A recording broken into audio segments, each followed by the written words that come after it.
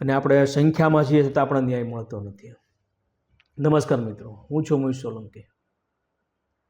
આજ વાત કરવી છે આપણે એક ઘાટની, જ્યાં આપણું આસ્થાનું કેન્દ્ર છે, મણિકા ઘાટ, બનારસ, વાણાશ્રી, જ્યાંથી નરેન્દ્રભાઈ મોદી વિન થઈને આવે છે લોકસભામાંથી, ઉત્તર પ્રદેશ, જ્યાં આપણી આસ્થા જોડાયેલી છે. 33 કરોડ દેવી દેવતાને આપણે નમન કરીએ છીએ. એ યુપીથી. આ વાત એટલે કરવી છે, યાદ રાખજો, કે આમ એક હિન્દુ તરીકે અમારું કર્તવ્ય હોય છે. હિન્દુસ્તાનની અંદર આપણે રહીએ છીએ, આપણે હિન્દુ ગણાય છીએ. હિન્દુ આપણો ધર્મ છે, સનાતન હિન્દુ. પણ હિન્દુ ધર્મની લાગણી ઘણા વર્ષોથી દુભાઈ છે આખા ભારતભરની અંદર.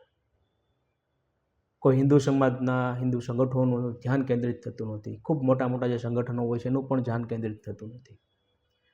મારી લાગણી દુભાણી છે એટલે આ શબ્દ મારે કહેવા યોગ્ય છે. કર્તવ્ય પથ ઉપરથી આપણને કર્તવ્ય આપ્યું છે લોકતંત્ર ઢબે કે આપણે આપણા ધર્મની વાત રાખી શકીએ. આપણા સંવિધાન મુજબ લોકતંત્ર ઢબે આપણે વાત કહી શકીએ. એટલે આજે મારે વાત કરવી છે મારા હિન્દુ ધર્મની. બીજા ધર્મની આપણે ટિપ્પણી ન કરી શકીએ, પણ હા, માર્ગ દોરી શકીએ આપણે. પણ મારા ધર્મ વિશે બોલવું એ મારું કર્તવ્ય છે, એક લોકતંત્રનો અવાજ છે. એટલે જે ઘાટની જે વાત કરવાની છે, યાદ રાખજો, મણિકા જે ઘાટ છે બનારસ, ત્યાં એક બુલડોઝર ચાલી રહ્યું છે, એક ડિમોલેશન. ઘાટને ખૂબ સુંદર બનાવવાનો છે. ભારતભરની અંદર ઘણા બધા મંદિરની આજુબાજુ ડિમોલેશન થાય છે, કોરિડોર બનાવવા માટે, મંદિરનો વિકાસ કરવા માટે, ઘાટનો વિકાસ બનાવવા માટે. કોઈ પણ રાજ્ય બાકી નથી જ્યાં ડિમોલેશન થતું ન હોય, બુલડોઝર ફરતું ન હોય છે. વિકાસ થાય, કોરિડોર બને, ખૂબ સારું કહેવાય કે આપણને વિકાસના નામે આપણને સુવિધા મળે.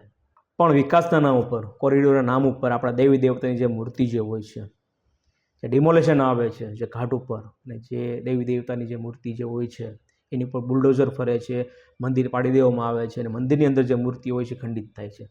આપણી દેવી દેવતાની મૂર્તિ હોય છે ખંડિત કરી દેવામાં આવે છે.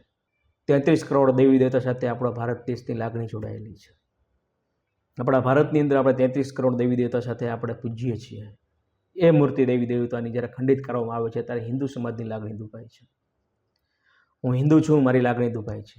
કોરિડોર બનાવો, નો પ્રોબ્લેમ. ડિમોલેશન કરો, નો પ્રોબ્લેમ. મંદિરો પાડો, નો પ્રોબ્લેમ. જગ્યા મોટી કરો, નો પ્રોબ્લેમ. જૂના મંદિર કાઢીને નવા મંદિર બનાવો, નો પ્રોબ્લેમ.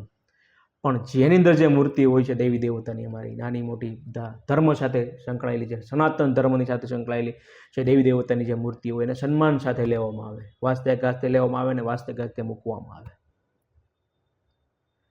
આ બધા દૃશ્ય હું જોઉં છું, ઘણા વર્ષથી જોઉં છું, પણ કોને કેવું? આ જ મન થયું સોશિયલ મીડિયાની અંદર મૂકવા માટે. હિન્દુ ધર્મ માટે આપણે ખૂબ મોટા ટોળાઓ ભેગા થઈએ છીએ. પછી ટોળાઓ બધા ક્યાં જાય છે ખબર નથી, પણ હિન્દુ સમાજ તરીકે, હિન્દુ લાગણી, એક હિન્દુસ્તાની તરીકે મારા કેવું મહત્વનું છે. એટલે કેવું મહત્વનું છે એટલે જો આપણે સંખ્યાની અંદર છીએ, ને આપણે જે સંખ્યાની અંદર છીએ છતાં પણ આપણે દેવી દેવતાનું અપમાન આપણા ભારતની અંદર થાય છે.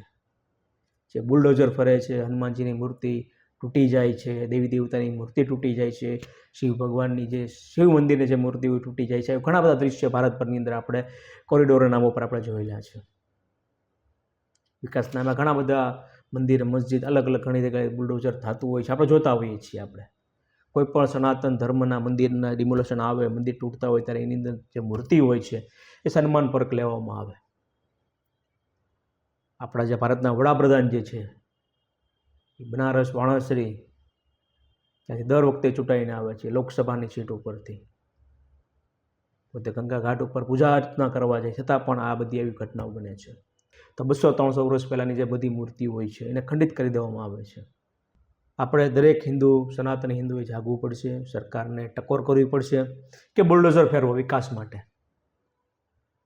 ડિમોલેશન કરો, તમે ઘાટ મોટો કરો, નવા મંદિર બનાવો, પુનઃ પ્રસ્થાન કરો, જીર્ણોદ્ધાર કરો તમે, પછી એ જ મૂર્તિ પાછી ત્યાં એમને જીર્ણોદ્ધાર કરાવો, મૂર્તિને સન્માન સાથે લઈ જાઓ, સન્માન સાથે મૂકો. હિન્દુ સમાજની આસ્થા જોડાયેલી હોય છે. એટલે આ વાત મારે તો ગુજરાતથી જે કહેવાની હતી, મહુવા શહેરમાંથી હું કહી રહ્યો છું, એટલે આ વાત મારે ગુજરાતના મુખ્યમંત્રીને કહી શકાય. એટલે કહી શકાય કે નરેન્દ્રભાઈ મોદી એમને જે મૂક્યા છે ગુજરાતની અંદર એ હોટ સીટ ઉપર, હર્ષભાઈ સંઘવીને કહી શકાય. મેં હિન્દુસ્તાનની અંદર રહ્યો છું, તમે પણ હિન્દુ છો, તો હિન્દુની લાગણી દુભાઈ છે તો આ ન થવું જોઈએ. જો બુલડોઝર કોઈ પણ ઠેકાણા ફરતો હોય, કોઈ પણ રાજ્યની અંદર, ગુજરાતથી માંડીને યુપી, બિહાર, કોઈ પણ જગ્યાએ ફરતા હોય, પણ હિન્દુ સમાજની લાગણી ન દુભાય એ માટે પહેલાં મૂર્તિને લેવામાં આવે, સન્માન સાથે લેવામાં આવે, અને પછી જે ડિમોલેશનનું કામ કરવાનું હોય છે, જીર્ણોદ્ધારનું કામ કરવાનું હોય, કામ આગળ વધે. અને આપણા ભારતની અંદર આપણે સંખ્યાની અંદર છીએ. આપણા સંખ્યાની અંદર છતાં પણ આપણે ધ્યાન દોરી શકતા નથી. કોઈ પણ સંગઠન હિન્દુના હોય છે એને આપણે ધ્યાન દોરી શકતા નથી, કોઈનું ધ્યાન જતું નથી.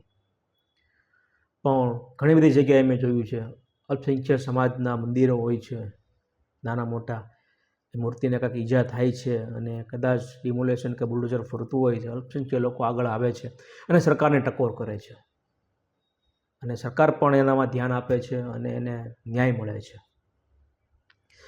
અને આપણે સંખ્યામાં છીએ છતાં આપણને ન્યાય મળતો નથી.